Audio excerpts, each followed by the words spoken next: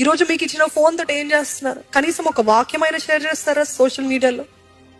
కనీసం ఒక మాట, బలపరిచే మాట కనీసము షేర్ అయినా చేస్తారు. మీకు నచ్చిన మాట, లేకపోతే మీ హృదయాన్ని తాకిన మాట మీరు షేర్ చేస్తే అదే పరిస్థితి కూడా అనేక మంది వెళ్ళొచ్చేమో. అన్యులైన వారు, అవిశ్వాసులు ఆ మాట చూసినప్పుడు ఓహో, ఇలాగ అర్థం చేసుకోగలిగిన దేవుడు కూడా ఉన్నాడా, లేడనుకున్నానే అని కనీసం ఒక విత్తనము, విశ్వాసం అనే విత్తనము వాళ్ళు నాటబడుతుంది కదా.